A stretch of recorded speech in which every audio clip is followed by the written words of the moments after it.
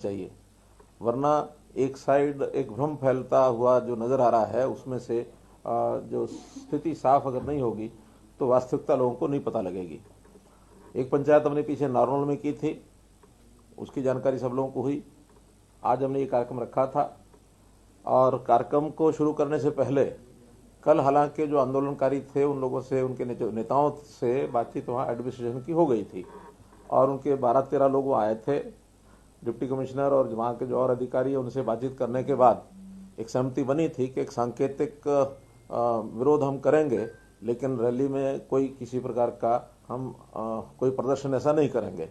उस बात पर विश्वास रखते हुए और प्रशासन ने भी अपनी तैयारी की और आज मुझे वहाँ जब पहुँचना था तो उससे पहले रैली में बड़ी संख्या में लोग उपस्थित थे, लगभग 5000 से ऊपर जनता थी। और उस जनता के वहाँ पहुँचने पर सबसे पहले तो उनका आभार प्रकट करता हूँ कि वो इस कार्यक्रम में वहाँ उपस्थित हुए। और ख़ास करके जो कैमला गांव जहाँ पर ये रैली थी, पूरा गांव का गांव और सब किसान उसमें थे, तो वहाँ उपस्थित हुए थे। लेकिन जैसा कल तय हुआ था उसमें से उन लोगों ने उस वायदे को उल्लंघन करके, और कुछ लोग तो वहाँ रुके रहे जहाँ का तय हुआ था, लेकिन कुछ नौजवान उनके द्वारा चाहे उकसाए गए होंगे चाहे अपने आप आए होंगे, लेकिन उस वायदे का उन्होंने उल्लंघन किया, निभाया नहीं। हमारे नेता जो भी मंच पर पहुंच रहे थे सब पहुंचे हुए थे, केवल मुझे वहाँ हेलीकॉप्टर लेकर उतरना था, तो हेलीकॉप्टर पर वो पहुंच गए बड़ी संख्या में, जिसके कारण से मैंने भी समझा कि क्योंकि लॉ एंड ऑर्डर की स्थिति नहीं बिगड़नी चाहिए, इसलिए सुरक्षा को ध्यान में रखते हुए और मैंने अपना हेलीकॉप्टर जो है निर्देश दे करके उनको और करनाल में उतारा।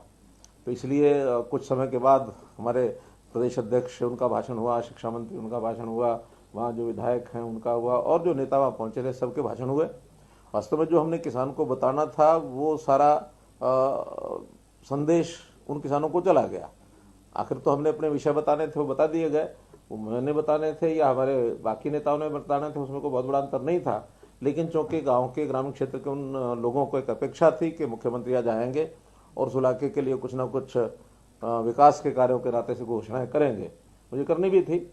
अब ये ठीक है कि वो घोषणाएं तो मैं यहाँ से भी कर सकता हूँ, वहाँ से भी कर सकता हूँ, कोई इसमें अंतर पड़ने वाला नहीं है। उस इलाके के विकास के काम के लिए लगभग 100 करोड़ रुपए की योजनाएं आज मुझे जो वहाँ बतानी थी वो निश्चित रूप से फिर किसी मौके पर उनको बता दी जाएगी। और 3 प्रोजेक्ट्स उनका उद्घाटन था 47 करोड़ रुपए का, वो भी वहाँ एडमिनिस्ट्रेशन ने या तो कर दिया होगा, नहीं तो फिर किसी मौके पर ऑनलाइन उसका उद्घाटन कर दूंगा। लेकिन कुल मिलाकर के आज के इस घटनाक्रम पर इतना जरूर मैं कहना चाहूँगा कि हमारे देश में एक स्थापित लोकतंत्र है, मजबूत लोकतंत्र है। और मजबूत लोकतंत्र में हमने ये पाया है कि हमें बात कहने का अधिकार सबको है, विपक्ष को भी है, पक्ष को भी है। जो भी अपना यानी राइट टू एक्सप्रेशन के अंतर्गत जिस प्रकार का संविधान ने अधिकार सबको दिया है उसकी हम पालना करते हैं। हमने कभी भी इन तथाकथित किसानों के, किसान नेताओं के जो वक्तव्य हैं उनको कभी रोका नहीं। उनके जो आंदोलन चल रहे हैं वो चल ही रहे हैं, और उसमें तो बल्कि वहाँ पर इतनी भीड़ होने के बाद, कोविड होने के बाद भी जहाँ वहाँ इतनी भीड़ है उसमें व्यवस्थाओं में बहुत से काम हमने किए हैं। हमने वहाँ स्वच्छता के नाते से, पानी के नाते से, वहाँ जो टेम्परेरी टॉयलेट्स है उसकी व्यवस्था की है, लाइट की व्यवस्था की है, वहाँ हेल्थ सर्विसेज को लेकर के मेडिकल फैसिलिटीज़ वो उनको दी हैं। तो ये सारे काम वहाँ किए गए हैं। लेकिन ये अच्छा नहीं कि कोई अपनी बात को कहना चाहे और हम किसी दूसरे का विरोध करें, ये लोकतंत्र का तकाजा नहीं है। देश ने आज़ादी प्राप्त की है और आज़ादी का जो हमारा लोकतांत्रिक व्यवस्थाओं का जो एक पालन हुआ हमारे संविधान के द्वारा, डॉक्टर भीमराव अम्बेडकर ने जो हमने व्यवस्था दी है, उसका उल्लंघन ये देश की जनता मुझे नहीं लगता बर्दाश्त करेगी। आखिर इस देश में डेमोक्रेसी को खत्म करने के लिए पहले भी कांग्रेस ने एक प्रयत्न किया 1975 में, जब देश में आपातकालीन हुई।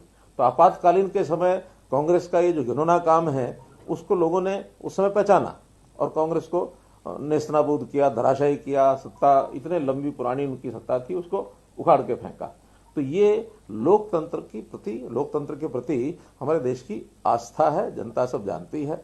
और आज के इस घटनाक्रम के कारण से तो मैं समझता हूँ जनता को वह संदेश, शायद मैं अपनी बात में से इतना संदेश न दे पाता जितना बड़ा संदेश जनता को इस घटना के कारण से हो गया है। और बहुत से समाचार उसके बाद मेरे पास फोन आ रहे हैं कि ये ठीक नहीं हुआ है और ठीक नहीं किया है, और इसमें से एक हमारे समाज में खास करके किसान वर्ग की भी बदनामी इन लोगों ने कराई है, क्योंकि किसान का ये रवैया नहीं हो सकता, किसान का ये स्वभाव भी नहीं है। हमारा देश का किसान कितना ही कम पढ़ा लिखा होगा, भोला भाला होगा, लेकिन बहुत गहरी उसकी आस्था है इन चीजों में, वो बहुत समझदार है। तो इसलिए इनको उस प्रकार का समर्थन मिलने वाला नहीं है।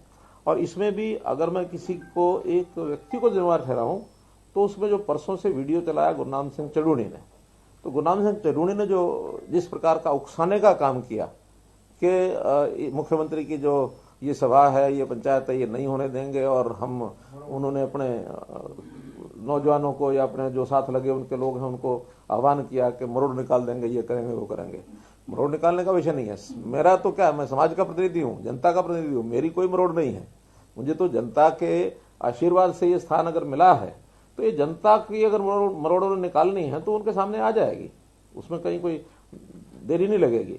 इसलिए अब वो बहुत ज्यादा एक्सपोज होते जा रहे हैं, और इस आंदोलन के पीछे अगर हाथ है तो मैं समझता हूं कांग्रेस पार्टी का बड़ा हाथ है, कम्युनिस्टों का बड़ा हाथ है।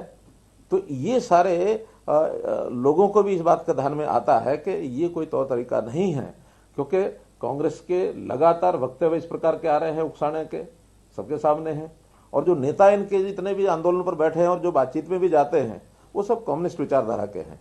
वो कम्युनिज्म जिसका नेस्तनाबूद हो गए, बंगाल में हो गए, चाइना में हो गए, रूस में हो गए, आज ये पैर पसारने के लिए लगे हुए हैं कि इन आंदोलनों के माध्यम से हम यहाँ पैर जमा लेंगे, तो इनको भूल जाना चाहिए।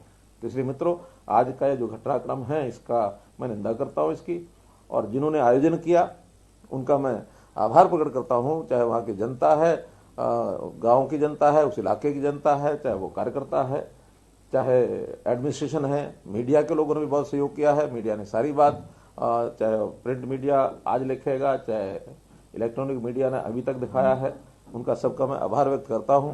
और मैं समझता हूं कि जनता को भी इसके बारे में जो जानकारी मिलेगी उसमें से निश्चित रूप से उनका एक रुख बनेगा। जहां तक किसानों के संबंध में है, ये सब बातें मैं पहले भी कह चुका हूं, दोहराने के लिए, क्योंकि आज जो कुछ मुझे वहां कहना था वो आपके माध्यम से वहां तो अवसर शायद नहीं मिला, क्योंकि स्वाभाविक है कि जब इस प्रकार की कोई दूसरी हाइपर की जो घटना हो जाए तो उसके नाते फिर ध्यान उधर चला जाता है। अल्टीमेटली आखिर किसान के लिए देश के प्रधानमंत्री ने क्या कुछ नहीं किया। देश के प्रधानमंत्री के ऊपर ये कोई भरोसा नहीं करेगा कि वो किसान के विरोधी हैं। कोई भी वर्ग समाज का ये भरोसा नहीं कर सकता, क्योंकि बहुत वर्षों के बाद देश में, देश की व्यवस्थाओं को सुधारने में, दिशा देने में, गरीब समाज, मजदूर हो, किसान हो, छोटा दुकानदार हो, उन सब के हित में जितने काम अभी तक किए हैं, और जब काम नया कोई किया जाता है, नई व्यवस्था कोई बनाई जाती है, तो उसका विरोध कई बार होता ही है। प्रारंभ में विरोध होता है, बाद में लोगों को लगता है ये काम बात बहुत अच्छी है। अगर मैं उदाहरण देता हूं तो आखिर जब जीएसटी का विषय था, कितना विरोध हुआ था। आज वही व्यापारी, यानी जीएसटी को मान्य किया, उसने उसको पसंद करता है, उनको लगता है कि हम एक बहुत बड़े जंजाल में से बाहर निकल गए। आज सारे देश में एक टैक्स हो गया, और उस एक टैक्स के नाते से उसको दुविधाएं नहीं है कोई गलत काम करने की, सब एक दिशा में ठीक काम करते हैं। और बहुत अच्छा, प्रशासन को भी अच्छा लगा, रेवेन्यू भी ज्यादा एकत्र हुआ, और व्यापारी भी इसमें प्रसन्न हुआ। मैं बहुत दूर नहीं तो 90s के विषय में आपको बताऊंगा कि 90s में जब इस देश में लिबरलाइजेशन का विषय चला, ग्लोबलाइजेशन, लिबरलाइजेशन के सारे ग्लोब से लिबरल होकर के हमको आगे कदम बढ़ाने चाहिए, और उस समय विरोध भी हुआ था। उस विरोध के समय कि भी हाँ, हम पता नहीं ये कंपनियां बाहर से आ जाएंगी, सारा देश दुनिया हमको लूट ले जाएगी, ये करेगा वो करेगा, वो जमाना था। उस जमाने के बाद आज 20-25 साल के बाद हम देखते हैं कि कितने ही लोग देश और देश से बाहर जाकर के दुनिया में अपना व्यापार कर रहे हैं, एंटरप्रेन्योरशिप कर रहे हैं, बाहर के लोग यहाँ आ रहे हैं। यानी दुनिया को जिसको कहना चाहिए एक बहुत निकटता एक दूसरे की बन गई, यानी ग्लोब इज ए विलेज, ऐसा जो वाक्य निकले, उन वाक्यों का सार्थक एक परिणाम निकला कि सारे देश दुनिया के लोग प्रगति कर रहे हैं, एक दूसरे के साथ मिलकर कर रहे हैं। उस समय हमारा अगर ऑटोमोबाइल का देखें तो गाड़ियां जो होती थी, वही अगर वही जमाना चल रहा होता तो वही क्या एम्बेसडर और फिएट और वही स्कूटर जो है वेस्पा लम्ब्रेटा उसी पर चल रहे होते हैं। आज जो है हम कितना आगे बढ़ गए हैं, यानी अगर उन गाड़ियों के मॉडल हम देखते हैं तो उसके अंदर एक से क्या क्या क्या है, वो क्योटा, क्रेटा, फिर टोयोटा, किया, जीप, किस किस लेवल पर कहां कहां पहुंच गए हैं। तो ये सारी चीजों का लाभ एक उस प्रकार के माहौल के बाद बना है। तो ऐसे नई परिस्थितियां, नई जो व्यवस्थाएं बनती हैं उसका विरोध हुआ करता है, हमको मालूम है। लेकिन उसके पीछे की यदि भावना ठीक है, उद्देश्य ठीक है, तो वो हमेशा जनहित में होता है, ऐसा हमारा विश्वास है। जहां तक इन 3 कानूनों का विषय है, तीनों कानून जनहित में है। और मेरा दूसरा कहना है कि जब भी कोई नई चीज आती है तो उसका उपयोग करने के बाद ही पता लगता है कि वो ठीक है या गलत है। मैं कहता हूं 1 साल अगर हम उपयोग करने के बाद देखते, मेरे जैसा व्यक्ति भी ये कहता है, अगर 1 साल के बाद हमें लगेगा इसमें ये चीजें कमियां हैं, तो हम ही जाकर के सब लोगों के साथ मिलकर के प्रधानमंत्री जी कहते हैं कि इसके अंदर न्यूनता है, कमी है, इसको ठीक करना चाहिए।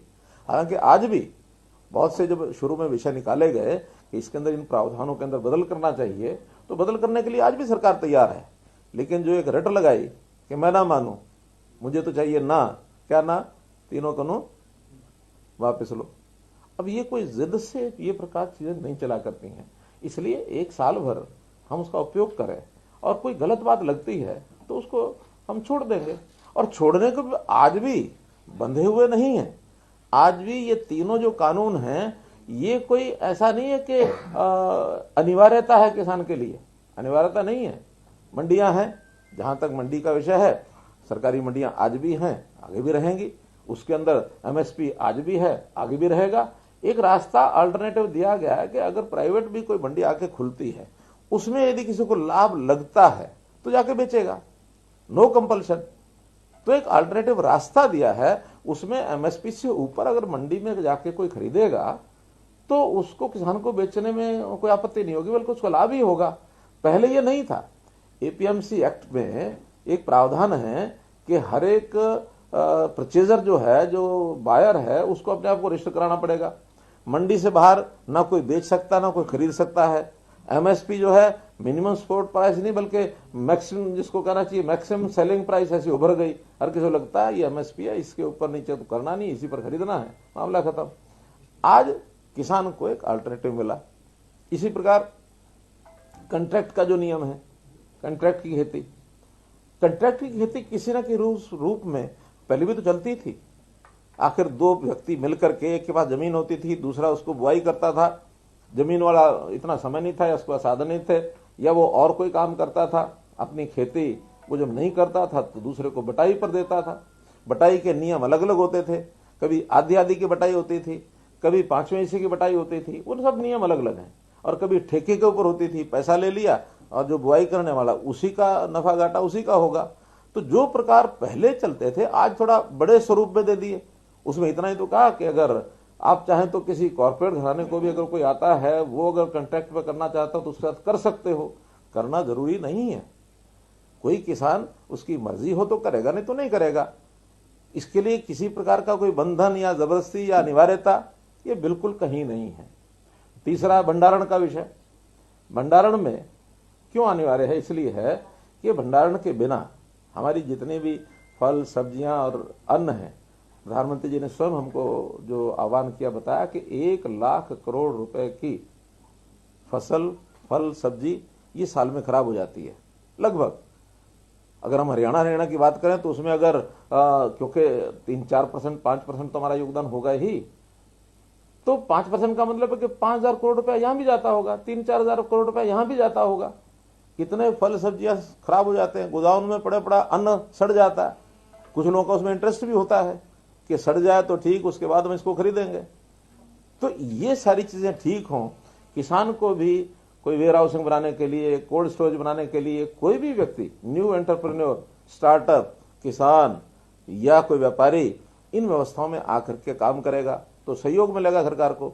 सारी व्यवस्थाएं सरकार के ऊपर छोड़ना संभव भी नहीं है, हो भी नहीं सकती हैं। सरकार आखिर कितना करेगी? और सरकार के काम भी ये नहीं है। व्यापार करना सरकार का काम नहीं है। सरकार का काम व्यवस्थाओं को ठीक करना है।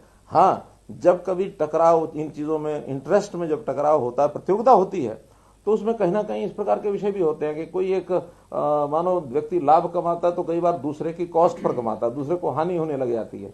तो कोई किसी की कॉस्ट पर काम न करे, संतुलन बैठाना ये सरकार का काम होता है। सरकार उसमें नियम पॉलिसी बनाती है। तो इसलिए मित्रों, ये जो चीजें हैं, भंडारण की हो, चाहे कॉन्ट्रैक्ट खेती हो, चाहे मार्केटिंग की बात हो, ये सब किसान के हित में बनाई गई है। लेकिन सभी ऑप्शनल हैं, कोई भी कंपलसरी ऐसा विषय नहीं है कि किसान को इसके ऊपर जाना ही जाना है। किसान को जिस दिन लाभ लगने लगेगा उस दिन वहां जाएगा। लेकिन हम तो और भी किसान के हित में कितनी बातें और कर रहे हैं। आखिर किसान का जो समस्याएं हैं, सबसे बड़ी समस्या उसकी जमीन का जो रेवेन्यू रिकॉर्ड है, वही इतने फंसे हुए हैं कि उसमें इतनी लिटिगेशन, झगड़े। हम उस पर डिजिटलाइजेशन कर रहे हैं, उसको डिजिटलाइजेशन के माध्यम से उसको दुरुस्त कर रहे हैं ताकि उनके आपसी झगड़े पिछले खत्म हो, आगे झगड़े ना हो। कितनी जमीन खराब है, और जमीन की सीमा है हमारे यहाँ 70,000 72,000 एकड़, 70-72 लाख एकड़, ये हमारी एग्रीकल्चर लैंड है। तो उसमें से भी 8-10 लाख एकड़ खराब जमीन है, सलाइन है, एल्कलाइन है। हम उसको ठीक करने के लिए लगे हैं। हमने टारगेट रखा कि इस साल 1 लाख एकड़ हम जरूर ठीक करेंगे। तो उस 1 लाख एकड़ के लिए किसानों को आह्वान भी करेंगे। उसके साथ कुछ थोड़ा बहुत उसका भी इंटरेस्ट जागना चाहिए कि मैं जमीन ठीक कराऊंगा तो मेरी जमीन का लाभ मुझे ही होगा। तो पहले 1 लाख में कौन आगे आता है उसका हिसाब करेंगे। इसी प्रकार से कौन क्या फसल बोए, क्रॉप का, यानी उसका जो टोटल क्रॉप कितनी हो, इसके टारगेट्स हमारी आवश्यकता के हिसाब से वो हम रखने के लिए योजना बना रहे हैं। किस किसान, यानी किसान को कौन सी फसल बोने में लाभ ज्यादा है। आखिर तो किसान भी इनकम के लिए काम करता है ना, तो इनकम ज्यादा किस में हो सकती है, एक जैसी इनकम में तो सब में तो नहीं होती। तो आज हमारी आवश्यकता किस चीज की है? हमारी आवश्यकता सब्जियों की है, फल की है, मसालों की है। आज हमारी आवश्यकता यानी गेहूं की और धान की उतनी नहीं है। देश को भी जितना पैदा होता है उससे सरप्लस है। हमें रिक्वायरमेंट जो फूड सिक्योरिटी की रिक्वायरमेंट है इस साल का और 1 साल का और 2 साल का फूड ग्रेन हमारे स्टॉक में रहना चाहिए। आज 5 साल का फूड ग्रेन हमारे स्टॉक में है, इसका मतलब 3 साल और आगे तक भी रखा हुआ है। तो अगर उसको हम थोड़ा कम करेंगे, एक इक्विलिब्रियम जो है, संतुलन जो है बैठाना पड़ेगा। बाकी चीजों का आवश्यकता उसमें हम करेंगे। बहुत चीजें ऐसी जो इंपोर्ट करते हैं विदेश से। अब एक फल है मानो अंजीर, अंजीर हमारे देश में नहीं होता, हो सकता है। अभी मैंने साइंटिस्ट से पूछा, मैंने कहा अंजीर क्यों नहीं होता भाई? उन्होंने जी हो सकता है। मैंने कहा हो सकता तो करो इस बार हरियाणा में, ज्यादा नहीं तो 150 एकड़ की खेती शुरू करो, बाद में देखेंगे और ज्यादा। अभी तो सारा पश्चिमी देशों से वहीं से आता है सब। तो इसलिए और बहुत सी चीजें हैं, खजूर है बाहर से आता है, कई फल ऐसे हैं, कई सब्जियां ऐसी हैं जो हमारे यहाँ नहीं होती हैं। तो उन चीजों की खेती करके हम उन चीजों को आगे बढ़ा सकते हैं। फिर जो चीज हमारे यहाँ सरप्लस होती है उसका क्या हम उसके बाय प्रोडक्ट बना सकते हैं, क्या उसकी प्रोसेसिंग कर सकते हैं, क्या प्रोसेसिंग करके हम उसको कहीं एक्सपोर्ट करेंगे, या अगर मार्केट में बेचेंगे, जहां उसकी मार्केट है वहां उसको भेजेंगे। मार्केट भी कई प्रकार की, एक सामान्य गरीब आदमी की मार्केट है, वो तो अपना 2 समय का भोजन कर सकता है, उसको उतना उपलब्ध होना चाहिए, उसकी सिक्योरिटी उसकी होनी चाहिए। फूड सिक्योरिटी में वो सिक्योर है।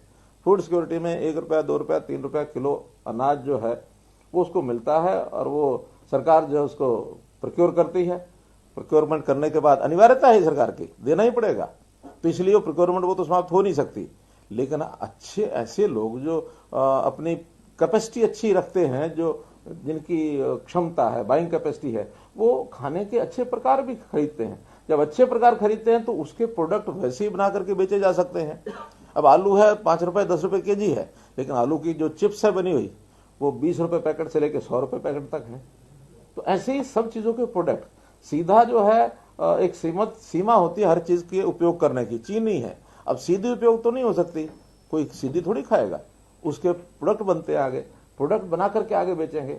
हमने बाजरा खरीदना शुरू किया, बाजरे का उपयोग तो हमारे यहाँ 2 लाख मीट्रिक टन का है, हमने 7.5 लाख मीट्रिक टन खरीद लिया। तो इसमें से प्रोडक्ट बनाएंगे हम, प्रोडक्ट बनाने के बाद इंडस्ट्री लगाएंगे, और ये इंडस्ट्री लगाने के लिए जनता को, उसमें किसान भी होगा, किसान का बेटा भी होगा, सब होंगे, उनको इसके लिए हम आह्वान कर रहे हैं, आगे बढ़ा रहे हैं। तो ये सारी चीजें यानी एग्रो बेस्ड इंडस्ट्री या किसान की आय अधिक बढ़ाने के लिए जो एलाइड जो प्रोजेक्ट्स हैं किसान के लिए, मानो खुम्बी फार्म है, मानो मधुमक्खी फार्म है, पिगरी है, ये डेयरी है, पोल्ट्री है। तो ऐसे बहुत से ऐसे प्रोजेक्ट हैं कि जिनको किसान के साथ, खेत के साथ लगाने में हम सहयोग कर रहे हैं ताकि उसकी आमदन बढ़े। सामान्य किसान और साथ में प्रोग्रेसिव फार्मर, हमने प्रोग्रेसिव फार्मर को आह्वान किया है कि आप आइए आगे, अपने जैसे 10 किसान और बनाइए, हम आपको सहयोग करेंगे। हमने कंपटीशन पैदा करने के लिए उनकी सम्मान योजना एक बनाई है ताकि किसान आगे आए। पानी की आवश्यकता के लिए हम कर रहे हैं। लखवार डैम है, रेणुका डैम है, किसाऊ डैम है, इसके ऊपर हम काम कर रहे हैं। एस्वाइल का लड़ाई चलेगी, चलती रहेगी, कब सफलता मिले कब ना मिले, लेकिन जो कुछ नए प्रोजेक्ट्स हैं वो भी तुम कर सकते हैं। फिर जितना पानी है उसके लिए हम मानो माइक्रो इरिगेशन के प्रोजेक्ट, ताकि कम पानी में ज्यादा सिंचाई हो जाए। हर खेत को पानी पहुंचाने का काम ये हमने शुरू कर दिया, उसका रजिस्ट्रेशन अब शुरू हो जाएगा। 4 जिले छांटेंगे, इन 4 जिलों में आने वाले साल भर के बाद कोई 1 एकड़ भी नहीं बचेगा सिंचाई के लिए जो रह गया हो। उसके लिए उस प्रकार के बड़े प्रोजेक्ट बनाएंगे, पीपीपी प्रोजेक्ट बनाएंगे, सोसाइटीज बनाएंगे, सरकार मदद करेगी। 85% हम उसमें सब्सिडी दे रहे हैं। तो ऐसे कितने ही काम हमारे एजेंडे में हैं। किसान की फसल ठीक से बिक जाए, उसका ठीक से रिकॉर्ड ठीक बन जाए, मेरी फसल मेरा ब्यौरा, ये हमने शुरू किया। आज हर किसान को जिस दिन उसकी बारी आती है उसको SMS पहुंच जाता है, कल तुमने फसल लेके आनी है। नहीं तो हमने देखा मंडी में 4-4 दिन 5-5 दिन ट्रॉली लेके जाते थे, किसानों को मंडी में सोना पड़ता था। अब किसान को मंडी में सोने की आवश्यकता नहीं है। पेमेंट पहले आड़ती के थ्रू आती थी, इस बार 52% ऐसे किसान हैं जिनको सीधी उनके अकाउंट में पेमेंट गई है। सिर्फ 48% ने जिन्होंने कहा कि हमारी पेमेंट आड़ती के थ्रू दे दो, उनको आड़ती के थ्रू दे दी, कोई समस्या नहीं आई। पहली बार किसानों के खाते में सीधा लाखों रुपया गया है। किसान की इनकम कैसे बढ़े, हमारा ध्यान इधर है। किसान अपना काम चलाने के लिए लोन लेता है, ब्याज के उसमें कर्जे में दबा रहता है, और इतना दबाव होता है उसको पता नहीं लगता कि मेरी इनकम गई कहां, और फिर वो कर्जा जो है बरकरार रहता है। फिर नारे लगते हैं, पॉलिटिकल पार्टियां नारे लगाती हैं, क्या कर्जा माफ करो, कर्जा माफ करो, और सरकारें जो करती हैं माफ कभी कर नहीं पाती हैं। कांग्रेस के चुनाव में उन्होंने राजस्थान में, मध्य प्रदेश में, दोनों जगह कहा कि हम कर्जा माफ कर रहे हैं। आज हिसाब उठा के देख लो, नहीं कर पाए। हमने हालांकि आने के बाद 3.5 लाख किसानों का ब्याज और पेनल्टीज वो माफ की, 1000 करोड़ रुपए से ऊपर ये हमने माफ किया। क्योंकि अगर ब्याज कर और वो तो छोड़ सकते हैं हम, लेकिन अगर उसका जो मूलधन है वो छोड़ा है तो जो एजेंसियां हैं फाइनेंस करने वाली, बैंक हैं, वो डूब जाएंगे या सरकार से भरना पड़ेगा। तो हम क्यों ना ऐसे प्रयत्न करें कि कर्जे की बजाय उसकी इनकम बढ़े। आखिर तो ताकतवर किसान बनेगा अपनी इनकम से, कर्जे से और कर्जे माफी से नहीं। तो उसकी इनकम बढ़ाने के लिए हम लगातार प्रयत्न कर रहे हैं। यही प्रधानमंत्री हैं जिन्होंने किसान की आय डबल हो इसकी घोषणा की, उस पर काम कर रहे हैं। यही प्रधानमंत्री हैं जिन्होंने 6000 रुपया सीधा हर किसान के खाते में हर साल डालेंगे 3 किस्तों में, वो डाल रहे हैं।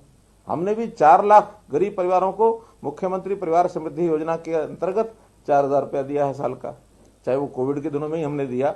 उस योजना को हम आगे बढ़ाएंगे। बहुत ऐसे विषय हैं जिसको हम कर रहे हैं। अब परिवार पहचान पत्र का काम हमारा पूरा होते ही 31 मार्च को हम 1 लाख परिवारों की आमदन कैसे वो 1 लाख से ऊपर हो जाए। अब पता नहीं कितने निकलते हैं 1 लाख, जो लोवेस्ट इनकम के परिवार कितने और किस सीमा तक निकलेंगे वो एक आंकड़ा आएगा। हो सकता है बहुत कम निकले, तो फिर 1 लाख से ऊपर भी बढ़ सकते हैं। किसान को कम से कम, हर एक किसान को कम से कम 1 लाख की आय जरूर हो जाए। छोटा भी किसान है, 1 एकड़ का, आधे एकड़ का, उसको अन्य रोजगार क्या कराया जाए, इस पर हमारी प्लानिंग बन रही है। तो हम लोग लगातार गरीब, किसान, मजदूर दिन रात काम करते हैं। लेकिन ये जो सारा सिलसिला चल पड़ा है भ्रमाने का, किसान को भ्रम में डालने का। अब किसान विरोधी, ये ठीक है, मैं उनको भी किसान विरोधी नहीं कह सकता। किसान के हम भी समर्थक हैं, वो लोग भी जो तथाकथित ऐसे किसान नेता वो भी समर्थक हैं। हम भी चाहते हैं उनकी आय बढ़े, वो भी चाहते होंगे आय बढ़े। हम भी चाहते हैं किसान अन्नदाता, हम भी कहते हैं अन्नदाता है, वो भी कहते हैं किसान अन्नदाता है। इसमें अंतर कहीं नहीं है। अंतर है तो सिर्फ ये 3 कानून का समर्थन या इसका विरोध। कभी भी कोई समर्थन विरोध जो होता है वो बैठ करके बातचीत से सुलझाया जाता है। तो बातचीत के ऊपर सुलझाने के लिए अगर वो आगे आते हैं किसी को कोई आपत्ति नहीं है, लेकिन एक अब शब्द अगर मैं गलत प्रयोग करूंगा तो उनको चुभ जाएगा, लेकिन इस प्रकार का एक जिसको कहना चाहिए एक अधेर कर दी, ये कभी भी समाज में चलती नहीं है, कोई समाज स्वीकार नहीं करेगा। तो आज तो मैं फिर एक दोबारा से निवेदन करूंगा कि इस प्रकार की हरकतों को छोड़ देना चाहिए। लोकतंत्र में सबको पूरा अधिकार है, सबको अपनी बात कहनी चाहिए, किसी का भी कोई मूछ ऊंची नीची नहीं होती है।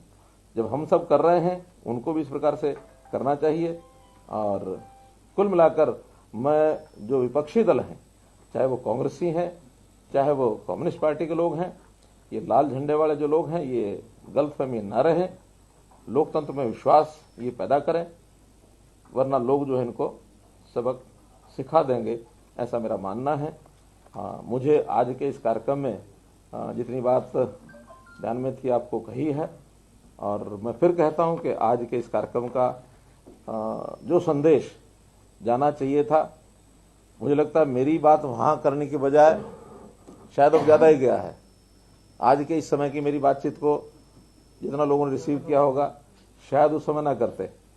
और मैं आग्रहपूर्वक कह रहा हूं कि इस देश की परंपराओं में विश्वास रखें, किसान का वास्तविक हित किस चीज में है इसके ऊपर थोड़ा चर्चा करें, और एक बार लागू होने के बाद किसी प्रकार का कोई नुकसान होता नजर आएगा तो स्वयं चाहे देश के प्रधानमंत्री हैं, चाहे देश के कृषि मंत्री हैं, चाहे होम मिनिस्टर हैं, चाहे प्रदेश की सरकारें हैं, सब उसको मानेंगे कि इसमें बहुत बार बदलाव होते हैं।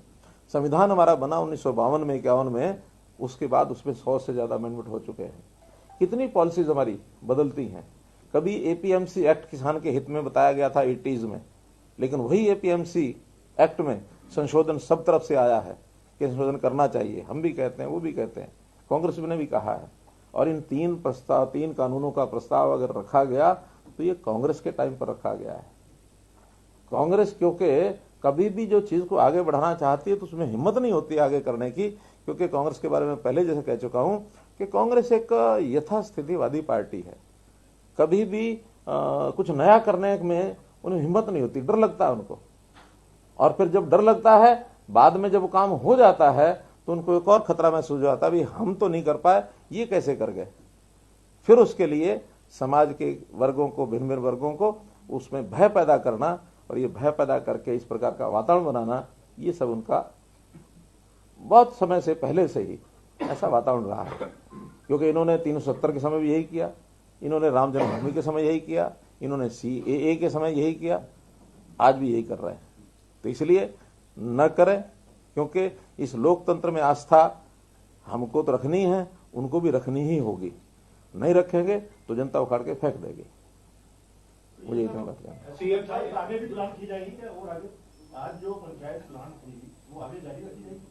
हमारी पार्टी के लोग इस पर निर्णय करेंगे। सीएम साहब, किसान लगातार ही कह रहे हैं कि जब भी हम पहले दिल्ली की ओर गए तब भी हम पर वाटर कैनल और टीयर गैस का इस्तेमाल किया गया, आज भी टीयर गैस और वाटर कैनल का इस्तेमाल किया गया।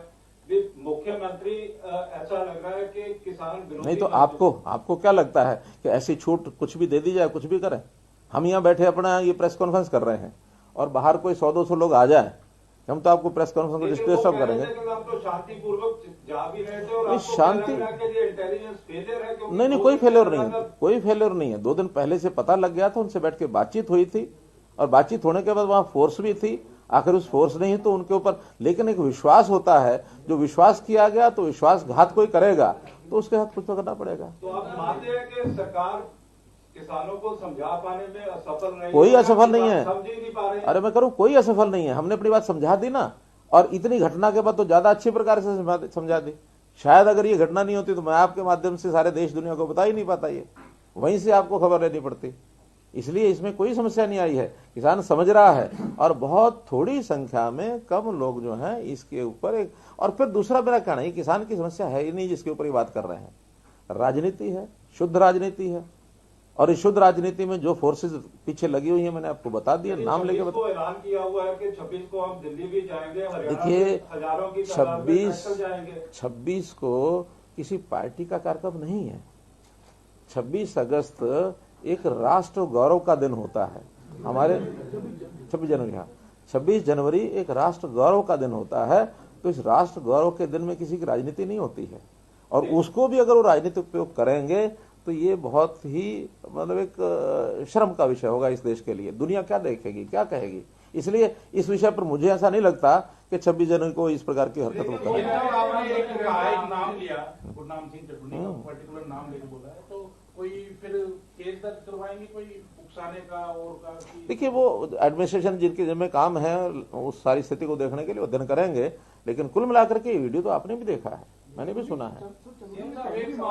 जैसे शाहबाद में पूर्व मंत्री के घर पे घेराव और उनके घर में घुसने तक का मामला, इसके अलावा किसान की मौत जो हुई ट्रैक्टर रैली के दौरान वो मामला, इस तरह के तमाम मामले इसके बावजूद फिर हम तो यही कहते हैं ना कि विषय को बढ़ाया न जाए। हम कोई किसी के खिलाफ कोई हमारा विरोध का वैसे भावना नहीं रहती है कि भी किसी को परेशानी करना है, किसी के खिलाफ कोई हमारी बदले की भावना है, ऐसा नहीं। अगले को समझाया जाता है ये नहीं करना चाहिए। आज भी मैं ओपनली समझा रहा हूँ कि गलत किया है, नहीं करना चाहिए। आखिर लोकतंत्र में क्या होता है कि जन नेताओं को या जो भी कोई इस प्रकार के काम करने वाले अपने ग्रुप के लीडर होते हैं, नेता होते हैं, उनको भी एक सीमा में रहना चाहिए। और सीमा तोड़ते हैं तो हमें कुछ करने की आवश्यकता है कि नहीं है, जनता कर देगी, जनता कर देगी। आपके कई प्रश्न हो गए। घोषणाएं करने वाले थे आज, उन पे मोटा मोटा बताना चाहेंगे कि क्या घोषणा आज वहाँ के लिए होनी चाहिए? देखिए वहाँ के स्थानीय कुछ डिमांड्स थी, वो थोड़ा अगर बताएं। हाँ, जैसे मानो एक तो वहाँ बाईपास था चौरा गांव का किसका 30 करोड़ रुपए तो उसी के ऊपर लागत आने वाले थे। मेरे पास वो लिखी है सब, मोटा मोटा जो है वो बताता हूँ, बाकी छोटे काम तो बहुत हैं। एक वहाँ इंद्री एस्केप का मामला है घरोंडा एरिया में। वहाँ बहुत बड़ा पानी इंद्री साइड से निकल करके और उसको लगभग 500-600 एकड़ को पानी खड़ा हो जाता है और वहाँ उसकी खेती ठीक से होती नहीं है। तो उनकी बहुत बड़ी डिमांड थी। हमने उसकी रीमॉडलिंग और उसकी स्ट्रेंथनिंग करने के लिए एक योजना बना रखी है, और उसमें कोई 50-60 एकड़ जमीन में एक बहुत बड़ा वाटर रिचार्जिंग सेंटर बनाएंगे, जिसके अंदर एक झील टाइप ऐसे बनेगी ताकि 500-600 एकड़ की बजाय वो एरिया 50-60 एकड़ सीमित जो पंचायत की जमीन है 2-3 गाँव की, उसके अंदर करेंगे ताकि लोगों को वो जमीन जो बोने के लिए आसानी से मिल जाए। एक तो बड़ा काम ये था। इसी प्रकार वहाँ कुछ कम्युनिटी सेंटर्स है कुछ गाँव के। एक अंडरपास है नेशनल हाईवे 44 का, ये मैंने अपने मंत्री हमारे जो रोड सरफेस रोड के नितिन गडकरी जी हैं उनको लिख दिया है पत्र, उसका निर्माण होगा। नेशनल हाईवे 44 जो जीटी रोड है इसके अंडर है। एक गर्ल्स स्कूल की वहाँ की चौरा के पास एक गर्ल्स स्कूल के निर्माण की बात है। इसी प्रकार से एक block level training centre self help groups के लिए ऐसी एक वहाँ की मांग है, वो हमने उसमें उनको बता दिया है कि वो हम करेंगे। कुछ गांव के कम्युनिटी सेंटर हैं लगभग 10 गांव के, वो उनको कर देंगे हम उनके लिए।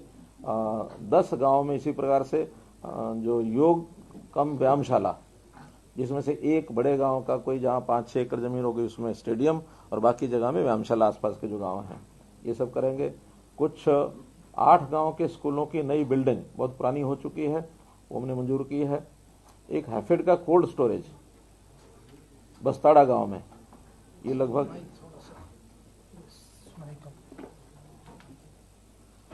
बस्ताड़ा गांव का एक हैफेड का कोल्ड स्टोरेज लगभग 3 करोड़ रुपए की लागत का ये बनेगा। घरोंडा में एक एचएसबीपी का सेक्टर, इसके बनाने की योजना बन गई है, जमीन वहां ले ली गई है। चौड़ा गांव का जैसे मैंने बाईपास बताया 30 करोड़ रुपए का खर्च उसका आएगा। इंद्री एस्केप के ऊपर एक पुल बनेगा इरिगेशन डिपार्टमेंट का। कुछ वेटरनरी बिल्डिंग्स हैं, वेटरनरी जो हॉस्पिटल्स और उनकी जो डिस्पेंसरीज हैं उसमें 5 जगह पर उनकी बिल्डिंग्स की रेनोवेशन होगा।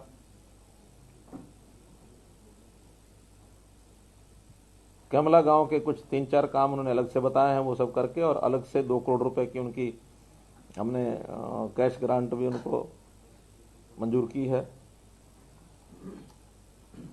घरोंडा में एक सीएचसी पहले से बनी हुई है, उसको 50 बेड का हॉस्पिटल ये मंजूर किया है।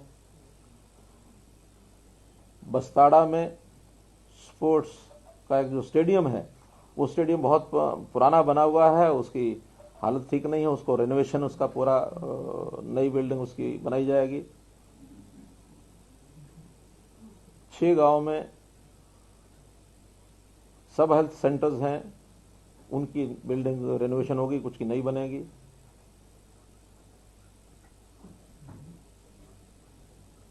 कुछ रोड्स हैं छोटी बड़ी,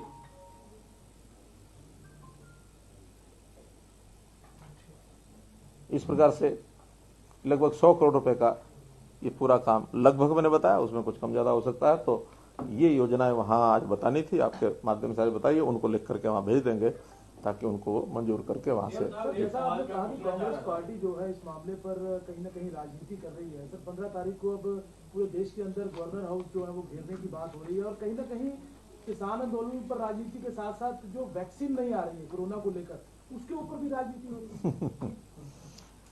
इसमें हंसने के अलावा और कोई बात नहीं है। बस कोविड का ये वर्ष न केवल अपना प्रदेश देश बल्कि दुनिया का, और उसमें भी एक मानवता के अगेंस्ट एक इस प्रकार की एक संकट आया है। उस संकट के ऊपर भी इनको सहयोग देने के बजाय इस प्रकार की बातें सूझती हैं। ये कोई भारतीय जनता पार्टी का कार्यक्रम नहीं है, ये कोई किसी एक व्यक्ति का कार्यक्रम नहीं है। यानी इतनी बड़ी बीमारी फैली है, उसको किसी न किसी प्रकार से सारे सब देश काबू करने में लगे हैं। बल्कि अच्छी बात तो यह है कि वैक्सीन का जो एक रिसर्च जो है, जो अपने देश में हो रहा था, उसी के ऊपर आधारित होकर के ये प्रोग्राम आगे बढ़ा है। और उस वैक्सीन के 2 प्रकार की वैक्सीन हमने उसकी जो मंजूरी मिली है, उसके आधार पर अब इतनी बड़ी संख्या में भी नहीं बन पाएगी कि सारी दुनिया सारे देश को एक साथ दी जा सके। उसके लिए फेजेस बनाए हैं। सबसे पहला फेज में रखा है कि जो हमारे वर्कर्स हैं, फ्रंट लाइनर्स, कोविड वॉरियर्स जिनको कहा है, हमारे यहाँ प्रदेश में लगभग 1.5 लाख वर्कर है वो, तो सबसे पहले उनको करेंगे। फिर उसके बाद आगे एज वाइज या कुछ कैटेगरी वाइज करते हुए कोशिश रहेगी कि ज्यादा ज्यादा लोगों को वो उसका कोरोना का यानी इसका जो वैक्सीन है इसका लाभ पहुंचाया जा सकता है कि इस बीमारी का ये चक्र है, ये साइकिल है, ये हम कैसे तुड़वा सकें। मैं समझता हूँ आज के विषय तक अगर हम सीमित रहेंगे तो ज्यादा अच्छा, वरना फिर एक सवाल है कि कोरोना वैक्सीनों की हरियाणा में फ्री लगाई जाएगी या इसके भी पैसे लिए जाएंगे? देखिए अलग अलग प्रकार इसके आएंगे। गरीब आदमी को फ्री मिलेगी, और जो आउट ऑफ टर्न अगर लेना चाहेंगे, क्योंकि इसका खर्च तो काफी आएगा, जो खर्च आएगा उसको सब्सिडाइज करने के लिए अगर कुछ लोग सहयोग करेंगे तो अच्छा ही होगा। सीएम साहब, जैसे आज घटना घटी है, ऐसी आगे घटना ना घटे इसके लिए आज जो सरकारी काम में बाधा पहुंचाई गई है, क्या मामले भी दर्ज किए जाएंगे? देखिए पहला काम अपील करना, हमने अपील की है, और अपील में से चीजें रुक जाएं तो ज्यादा अच्छा होता है। हाँ, आप कुछ बोल रहे थे? सर, 2 चीजें, एक तो वैक्सीन के बारे में कि पीछे बात चली थी कि हरियाणा से कुछ लिखकर रिक्वेस्ट नहीं की थी, जो मंत्री हैं या इस कैटेगरी में है उनको पहले एक देखिए एक भावना थी कि लोग ज्यादा एक्सपोजर होता है, कोई बड़ी आवश्यकता होती है ऐसा नहीं है। आखिर एक्सपोजर में जिसको एक्सपोजर ज्यादा होता है, जैसे अब जो हमारे कोरोना वॉरियर्स हैं उनको पहले क्यों रखा गया कि उनका एक्सपोजर ज्यादा है, उस प्रकार के केसेस को डील करते हैं। जनता में घूमने का एक्सपोजर जो है वो पॉलिटिकल लोगों का कुछ ज्यादा होता है, लेकिन फिर भी अब उसके ऊपर हम कोई बहुत रिजिड ऐसा नहीं है। जब भी कभी बारी आएगी ना, तो दूसरी तीसरी बारी में जो 50 वर्ष के ऊपर के हैं, एज वाइज जो ग्रुप बना है 50 वर्ष से ऊपर का शायद प्राथमिकता देंगे, काफी लोग तो उसमें आ ही जाएंगे। हमको इसको सेलिब्रेट करने के लिए कर रहे हैं थोड़ी कि आप इसमें पॉलिटिकल लीडर को आगे लगना ही चाहिए, आवश्यकता के हिसाब से ही कहा है वो, और कुछ नहीं। आज की जो दुर्घटना हुई है ये इंटेलिजेंस फेलियर नहीं था जैसे आपने नहीं, कोई इंटेलिजेंस फेलियर नहीं था, नहीं कोई सिस्टम फेलियर नहीं था। केवल जिन लोगों ने आश्वासन दिया था आगे उनके ऊपर भरोसा टूटा है, भाई इतना ही विषय है। सीएम साहब, जिस सर, तरह किसानों को समझाने के लिए इन इश्यूज के बारे में आपने पहले अम्बाला में भी कोशिश की, आज भी महापंचायत हुई, क्या इस तरह की महापंचायत और भी हरियाणा में? देखिए हमारा कार्यक्रम हमारी पार्टी बनाती है। पहले भी एक नारनौल में कार्यक्रम किया था, अच्छा कार्यक्रम हो गया था, लगभग 5-6 हजार संख्या का कार्यक्रम हुआ था। आज यहाँ भी संख्या कम नहीं थी, लोग आए थे, ऐसा नहीं है कि कोई लोग डर गए, वो तो केवल कुछ शरारती लोगों ने हेलीपैड पर आकर के शरारत की। मैं तो वहां पहुंच ही गया था, बाद में मुझे सूचना मिली कि यहाँ हेलीपैड पर ठीक व्यवस्था नहीं, तो हालांकि अगर मैं कहता नहीं मैंने आना है तो कुछ तमाशा हो जाता। कुछ और ज्यादा नुकसान होता। आखिर लोग तो अपने ही हैं, कोई हमारे दुश्मन नहीं है। यानी कोई मती में दूसरी बात आ जाए किसी के तो उसको समझाने का ही काम होता है, दंड दे करके कोई समझने वाला नहीं है।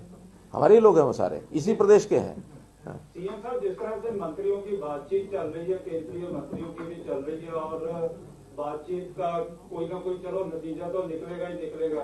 26 तारीख को गणतंत्र दिवस है। यदि हरियाणा मैंने बात पहले बता दी है, वो हरियाणा के किसान गणतंत्र दिवस मनाने के लिए यदि दिल्ली जाएगा तो उसको इजाजत दी जाएगी? मैंने आपको बता दी, वो राष्ट्रीय कार्यक्रम है और राष्ट्रीय उत्सव है रादर।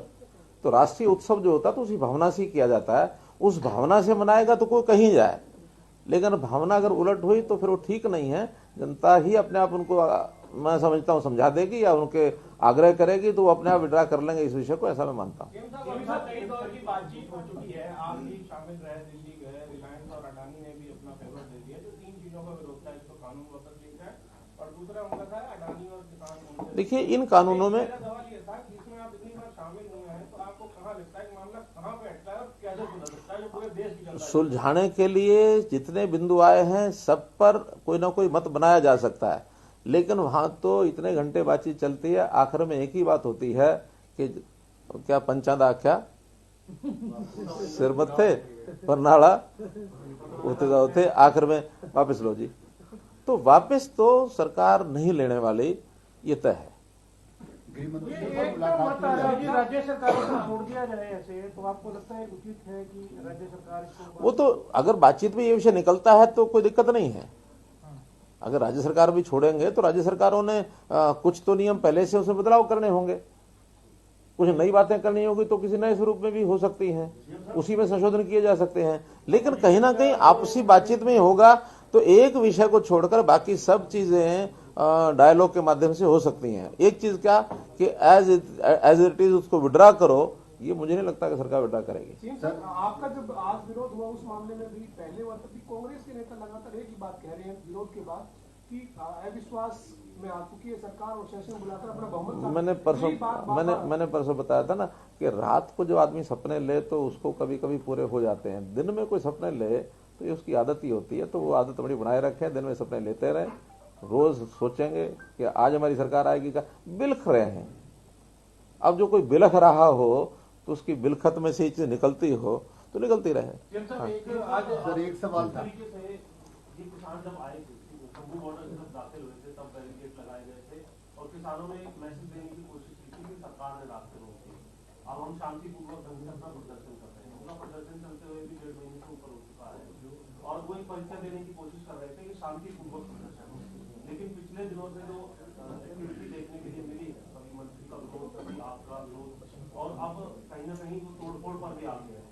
आंदोलन की दिशा कहाँ जा रही है? और जो एक सवाल साथी ने पूछा था कि 26 जनवरी को वो जाने दिया जाएगा, तो ऐसी हरकतों के बाद क्या भरोसा किया जा सकता है किसानों की किसी बात पे उन्हें आगे इजाजत देने को लेकर? देखिए, एक होता है शांतिपूर्वक आंदोलन, वो शांतिपूर्वक आंदोलन करें। आंदोलन का मतलब होता है कि धरना देना, कहीं अपनी सभा करना, अपनी बात कहना, समझ में आता है। किसी दूसरे के कार्यक्रम में विरोध पैदा करना ये आंदोलन का हिस्सा नहीं होता है। आंदोलन का हिस्सा तो वहीं तक सीमित है कि भी आप अपनी बात रखिए, अपना धरना दीजिए, अपना जुलूस निकालिए, अपनी भाषा जो बोलनी है बोलिए, अखबार में जाइए, मीडिया में जाइए, कुछ करिए। लेकिन कोई आदमी आपके विरोध में कोई और बात कह रहा तो उसमें बोलने नहीं देंगे, ये आंदोलन का हिस्सा नहीं होता है। एक सवाल था, जिस ढंग से एग्रेसिव है इस मामले में, कृषि कानूनों के मामले में, तो क्या लगता है कि इस बार पंचायत चुनाव इस 3 कानूनों के मुद्दे पर ही होंगे? ऐसा मुझे नहीं लगता। पंचायती राज का अपना एक सिस्टम होता है, तो पंचायती राज में वहां के विकास की बात होती है, बाकी सब होती है। ये तो एक जनरल विषय है, मैं समझता हूँ। और अगर है तो ये केंद्र सरकार के नाते से विषय है। आखिर केंद्र सरकार ने कानून बनाया तो कोई विषय आएगा तो केंद्र सरकार में आएगा, अब इस समय कोई आएगा ऐसा मुझे नहीं लगता। सिर्फ एक सवाल है कि अमित शाह जी के साथ आपकी बैठक हुई, उसके बाद आपने कहा कि आने वाले जो मीटिंग होनी है किसान और सरकार के बीच में उसमें फैसला आ जाएगा और किसानों के हाथ में मैंने फैसला आ जाएगा ऐसा नहीं। मैंने देखकर आपको क्या लगता है? नहीं, मैंने तो आशा व्यक्त की है कि मुझे आशा है कि ऐसी जब आपस में बैठ के बातचीत होती है तो कहीं ना कहीं बात आगे बढ़ती है। मुझे जो पूछा कि वो तो कह रहे नहीं मानेंगे और फिर भी बातचीत, मैंने कहा ये बातचीत जब तय होती है उस समय अगर एक ही मुद्दे पर नहीं मानेंगे यही होता तो बातचीत आगे की डेट रखने की विषय ही नहीं था। तो फिर तो कई बार ही हो चुकी है। इसलिए कहीं ना कहीं बातें नजदीक पहुंच रही होंगी तभी आगे डेट रखी गई होगी। अंतिम सुशील जी बस इनेलो ने आरोप लगाया है, इनेलो ने अभी आरोप लगाया है कि बीजेपी ने अपने ही लोगों से लाठियां बरसवाई किसानों के ऊपर और आपस में भिड़वाए हैं। चलो ये उसके कहने का असर नहीं पड़ता कोई। जैसे बॉर्डर पे बैठे हैं किसान, आपने जो कहा सुविधाएं दी जा रही है, क्या अभी जो कुछ किसानों की जान चली गई है उनके लिए कुछ आर्थिक सहायता की कोई योजना है? देखिए, कुल मिलाकर के जिन्होंने उकसाया हुआ है उनको उकसाना नहीं चाहिए। इस आंदोलन को यहीं पर समाप्त करना चाहिए, ताकि जो किसान बेचारे ठंड में बैठे हैं, जिनकी जानें जा रही हैं, ये जो सारा अगर इसका दोष किसी के सिर पर मैं बढ़ूंगा तो जो लोग उकसा रहे हैं ये उनके ऊपर है। जो लोग इस प्रकार की भाषा बोलते हैं, जो चीज़ों को सॉल्व नहीं होने दे रहे, ये जिम्मेदारी उनकी है। धन्यवाद।